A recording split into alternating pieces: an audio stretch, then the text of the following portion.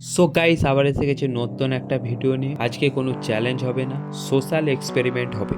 আজকে সারাদিন আমাকে মানুষের সাহায্য করতে হবে।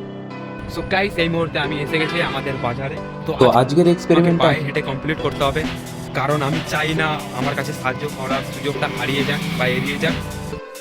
সো গাইস, এরপর আমি বেরিয়ে গেলাম সাহায্য করার উদ্দেশ্যে। জানি না আজকে সারাদিন আমি কজনকে সাহায্য করতে পারবো।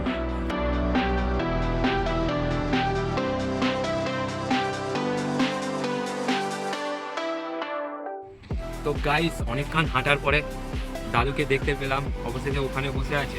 মনে হচ্ছে দাদুটার হেল্প লাগবে, অনেকক্ষণ ধরে বসে আছে।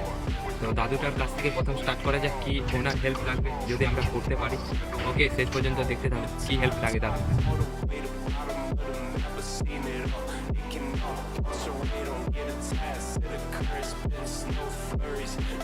তো গাইস, দাদুটার কাছে গিয়েছিলাম, অবশেষে দাদুটার সাথে কথা বললাম যে আপনার কোনো হেল্প করতে পারি আরে।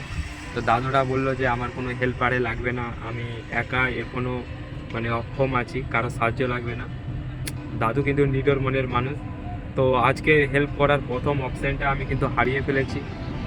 এখনো অনেক টাইম আছে, আগে কি হয় দেখা যাক। তো আজ ভিডিওটা শেষ পর্যন্ত দেখতে থাকো, ওকে। সো গাইস, প্রায় সারাদিন পায়ে হেঁটে পাগলের মতো এদিক ওদিক ঘোরার পর সেরকম মানুষকে দেখতে পেলাম না যে কারো সাহায্য লাগবে।